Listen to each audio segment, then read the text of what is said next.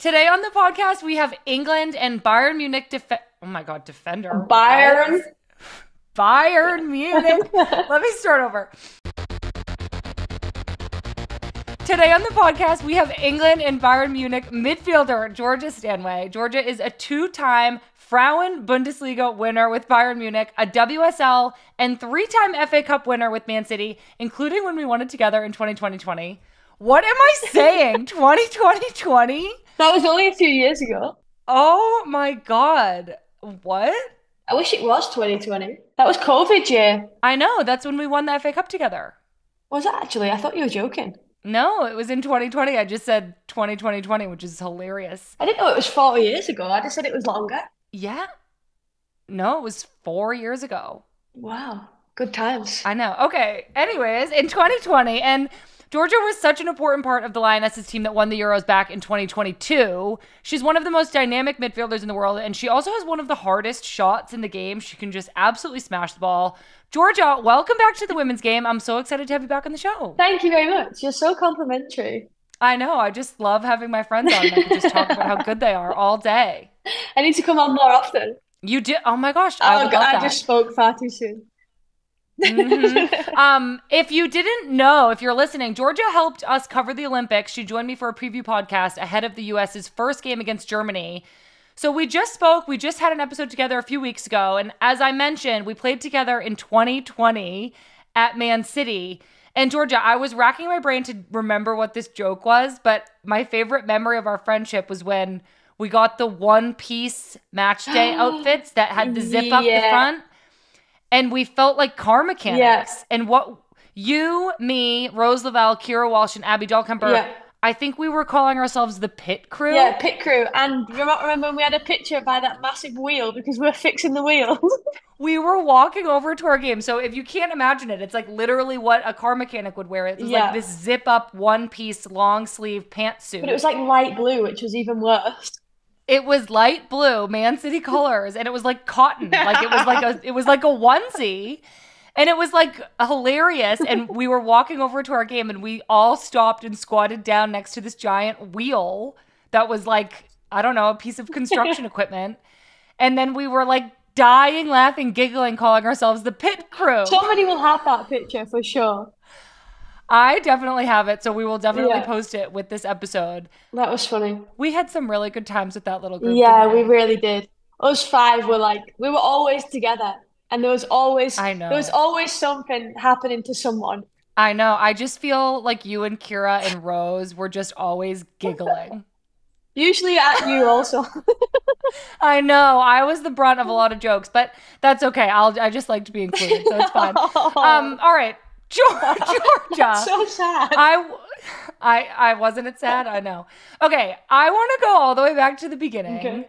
I read somewhere that you started playing with your brothers when you were 3. Yeah. And you were playing on like a U7 team. You continued playing with boys until you were 13. I want to hear about like those early days, what you remember, and what made you fall in love with the game from such a young age? Yeah, to be honest, I don't remember so much. I can't even remember what I did yesterday. But no, what I remember is I've got a brother that's 4 years older than me, and then I've got 2 younger brothers, and yeah, we were just constantly playing in the garden. Whenever somebody was getting took to football, I was always going along. And yeah, eventually the coach would let me join in, and I probably didn't really know what I was doing, kicking a few shins here and there. Nothing's changed really.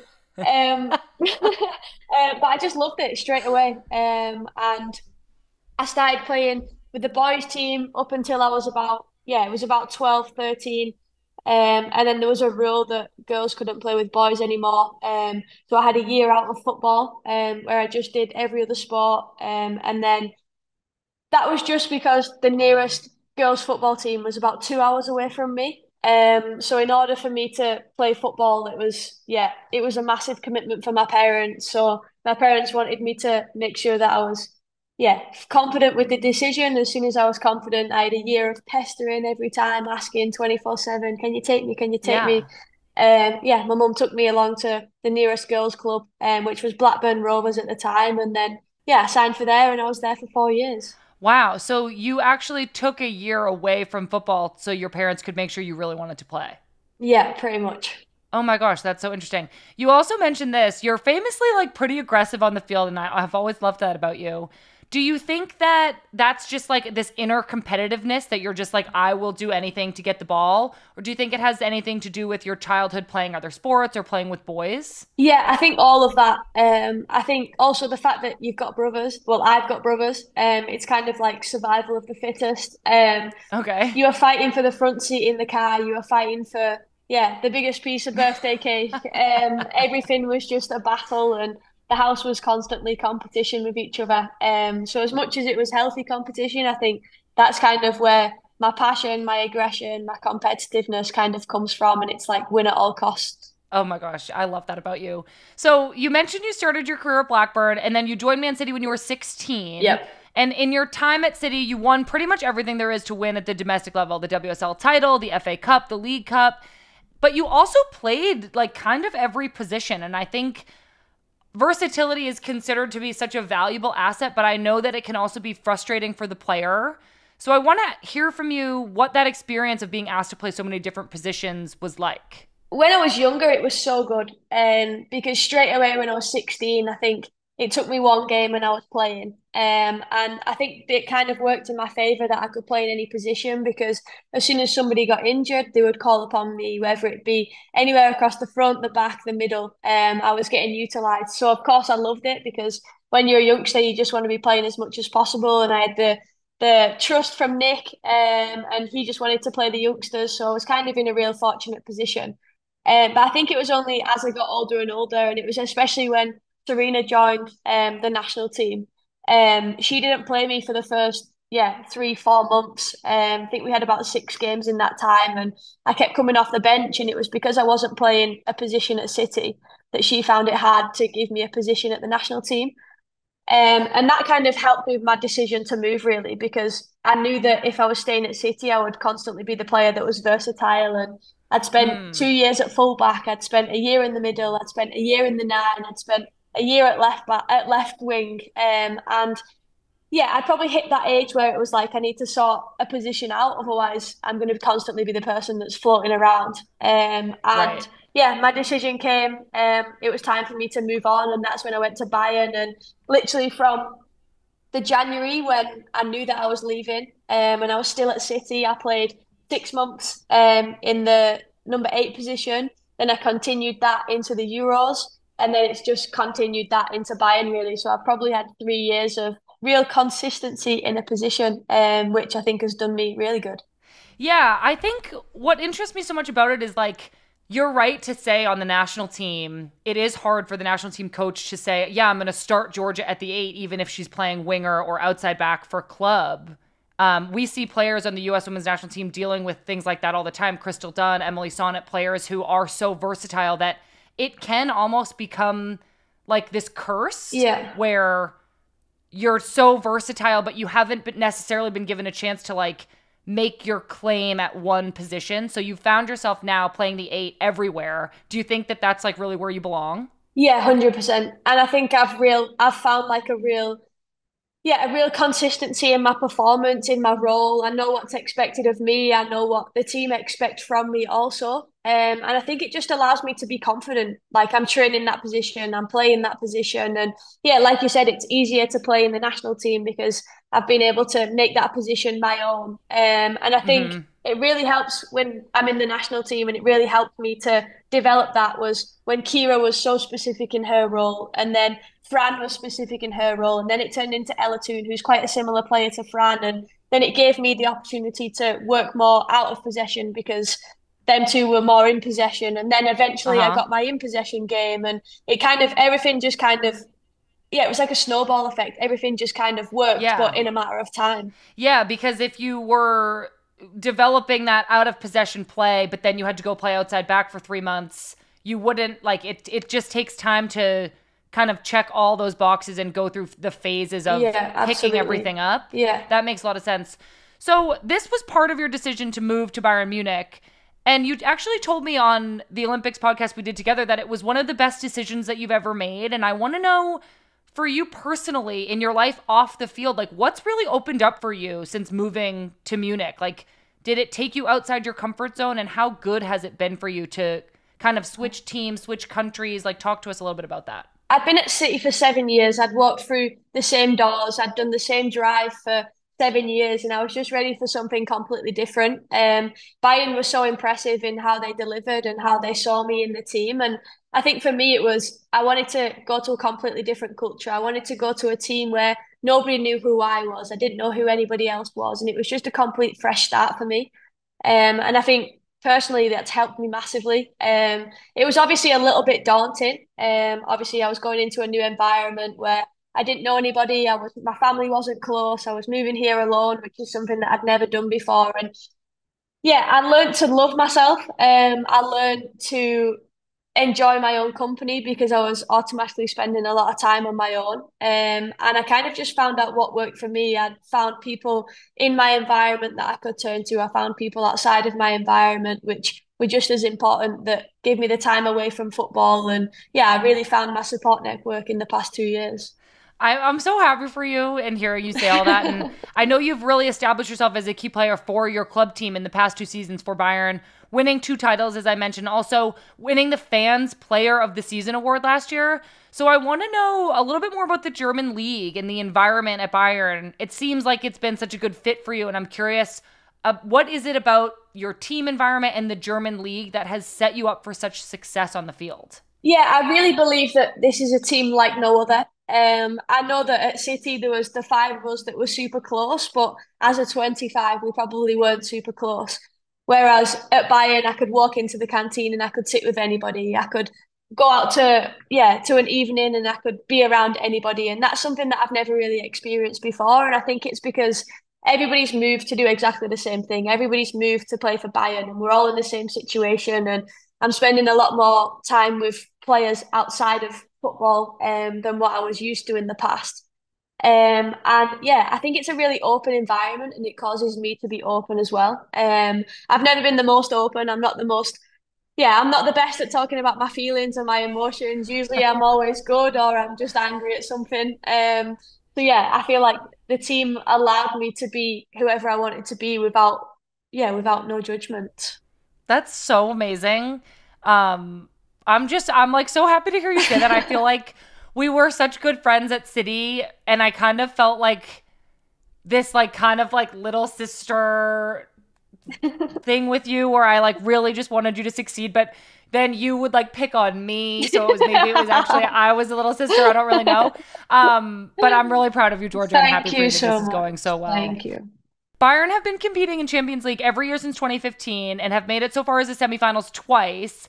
Last season, unfortunately, you didn't make it out of the group stage, but you're back in the tournament this year, and I'm sure ready to make another run. We played in Champions League together at Man City, so I'm familiar with the tournament and, of course, with how important it is. But I want to hear you describe for our listeners, what does playing in Champions League mean to players and clubs? Like, why is Champions League so special and so distinct from domestic tournaments? Yeah, Champions League hits different. The nights under the lights, the Champions League songs on, you've got your anthem jacket on. Yeah, you're playing against a team that you might never have played before. And I think that's the beauty of the Champions League is just the whole aura that it has. Yeah, it's been a little bit of a disappointing 2 years in European football for us at Bayern. But yeah, this is the team that I want to go places with. This is the team that hopefully we can push a step further this year. And yeah, I really believe that we've got the people to be able to do it. I think the most difficult part is the first few months. Yeah, riding out the games in October, November, December, because obviously we're not playing our best football. You've not quite got into the flow of our best game and how we want to play and the rhythm and things working out. Obviously, with people and with teams going to the Olympics with tournaments in previous years, you don't get full pre-seasons. So you're kind of hitting the first game and trying to get momentum, if that makes sense. But I know how good we can be when we're in February, March, April. So I'd love us to be able to pass through the hard times at the start of the season to then see how we could get on later in the season. Yeah, definitely. Well, your Bayern team has incredible weapons at its disposal, including German national team stars Julia Gavin and Leah Schuler, both nominated for the Ballon d'Or. Tell us, like, your domestic season is starting, Champions League is coming up. How are you approaching this season ahead with Bayern? What are your hopes for the squad? Well, this year we've actually got a really small squad, which is kind of really nice because it's intense. It's together. It's everybody on the pitch, everybody knocking on each other's doors, making sure that you're not comfortable in your position and you're not comfortable with the starting shirt. And I really believe that any one of our players could play and we'd get exactly the same result, which I think is really really special. I think this year we want to continue with where we left off. We want to regain we want to win the league again. Gives us, 3 for 3 back to back. Last year we lost the cup final to Wolfsburg. They were the better team on the day. So, we need to put that right. And the third one would be to go a step further within Europe. Oh, so exciting. I'm so excited to watch Champions League this year. I want to pivot and talk about England and the Lionesses. Your English team has had such success in recent years, winning the Euros at home in 2022. In the final, Georgia, you picked up a pretty early yellow card in the 23rd minute. We mentioned up top, such a huge part of your game is like your competitiveness and your aggression in midfield. When you think back on the final, did picking up an early yellow impact the way you went about the rest of the game at all? And how did you manage your emotions and your tactical decision-making in such a high-stakes game?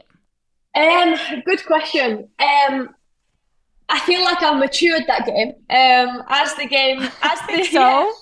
game went on and on and on. I feel like I just got stronger and I just got more mature in the actions that I was doing. And I think I lasted about 85, 90 minutes and then my legs blew up anyway.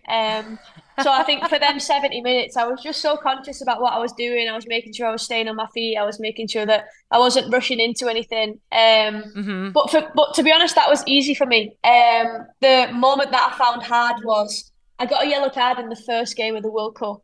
And the yellow cards don't wipe until, is it like after the quarterfinal? Yeah, it's like a lot of games. Yeah, so I had to go 4 games without getting another one. And that was one of the most challenging things because as much as like I can control what I do, you don't know what the referee's gonna do. Yeah. So there were so many moments where I was like, I'm not gonna go for it. Should I go for it? And I was like in my own head at times. And then it was like the third group game, and Serena was like, you can play, but you can't get a yellow card. And then I was like stressing out. And I think the World Cup hit me a little bit harder than the actual Euro final because I knew that I had to last, 4 lots of, it was 3 lots of 90 minutes and 120. Yeah, it sounds like it would just require so much extra focus. Yeah. Especially like they're emotional games. Playing in a world tournament is emotional. And I think sometimes going hard into a tackle is just a result of like, I really want to win this game. So that must have just required a lot of focus from you. Yeah, and I think I was surrounded by good people that could kind of help me through what was going on. So if something needed to happen, if a big tackle needed to go in, then I'd be like, Lucy, you need to do something for me. Or there was always Kira saying, stay on your feet, stay on your feet. So like there was always people around me that were like helping me through whatever the situation was. Yeah. When we go back to the Euros, the final game that you won at home in England, when the final whistle blew and you knew you'd won, what was that feeling like and who did you celebrate with first? I don't know if I will, hopefully I do, but I don't know if I will ever get a better day in my life. Nothing in the world mattered. Leah Williamson sent me a video last week and it was like we were celebrating and everyone was together and then we just did a full lap of the pitch, like knee sliding, waving our hands, like screaming, just like running in like absolute freedom. I genuinely don't think I will get a better day. Just as a whole, like family being there. Yeah. We were at home, we sold out Wembley, we'd beat the Germans. I was about to go and leave to go to Germany. Half of them were going to become my teammates. I was going with a little chip on my shoulder. Everything had just played exactly how it was like a dream. Yeah, I think in moments like that I've experienced, I think you go so long with like this forward thinking mindset, like, tomorrow I have training and today I have to make sure I'm fueled correctly and that I sleep well. And then next week we have this huge game and I have to make that roster. We have this thing coming up and you go so long with, I have to be ready for the next thing. Yeah. that when the whistle blows and you win in that moment, it's almost like the future goes away for a second and you're just Yeah. truly present in the moment. It's like a relief and just a joy, and you're not worried about anything else Yeah. because you just like did it. You just want time to stand still. Yeah. Yeah, it's a crazy feeling. You'll have had it when you've won things. And I Yeah. just remember being on the sides. I was off at this point, and I was looking to the left, and I was looking to the right, and then the Germans were up and down off their bench, and then you'd look at the clock, and they were trying to keep it in the corner, and my legs at this point were like cramping, like so much. But yeah, I remember looking around, and everyone was crying. And I was like, come on, like, cry, cry. I was like, I just couldn't cry. I was just so high on I know. life. I know. I wouldn't have expected you to cry. When we won the World Cup, I was bawling, obviously, but I wouldn't see you as a crier really, but it's so emotional. I'm Yeah. so I happy. like felt bad that I wasn't crying. I was like, should I be crying? Well, we also have pictures from the day after the final. Everyone was at the trophy celebration in central London, kind of struggling, gray sweatpants on, sunglasses on. So it must have been quite a party after you won. I want to know what the party was like and how did it compare to our FA Cup victory party in that tiny COVID hotel function room? Tell you what, that was a very good party though. It was a really good party. Rose was the highlight of that party. I know. It was so fun. We just like I don't know. We just had drinks and played music and danced around. And it was a very small group, and we just Yeah. stood there. It was fun for I COVID. think Kira found a pizza and then gave it to Rose I as know. if she'd bought the I pizza. Rose ate the pizza.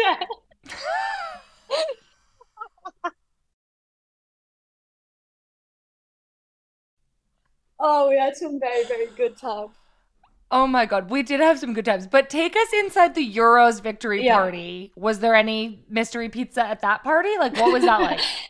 So all of our families were obviously there. And then England had organised our families to get on a bus to go back to the hotel that we were staying at. And that's where the party was going to be. So the families left and they got there first, and then we obviously got on the bus. The bus was wild for 30, 40 minutes while we were on the way to the party, and then we just got there, and like obviously all of our families were in there. There was balloons, there was banners, there was an England cake, and then there was like five people dressed like ABBA in like full like tin like silver outfits, and they might be the best band I've ever seen.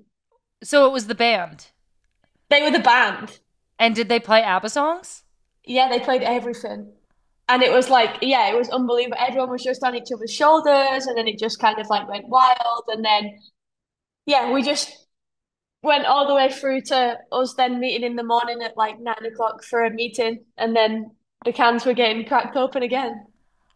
Oh my gosh. What were you guys drinking? I always remember you guys would drink like you guys liked like mixed drinks.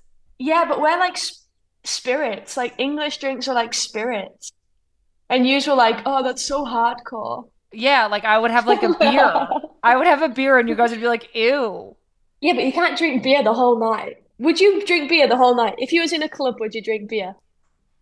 You know I don't go to clubs, Georgia. So what did you drink after the Euros? Would you drink like what kind of spirit? Like I don't even know what you'd have, a vodka soda? Yeah, something like that. I was All drinking right. Deserano, if you know what that is. Oh, I remember you guys talking about that. I don't really know what Yeah, that is it's like though. amaretto, I think it's called. Where it's like that and Coke taste like Dr. Pepper. Okay, well, it sounds really fun. The next day I'm Yeah. sure was difficult, but also fun.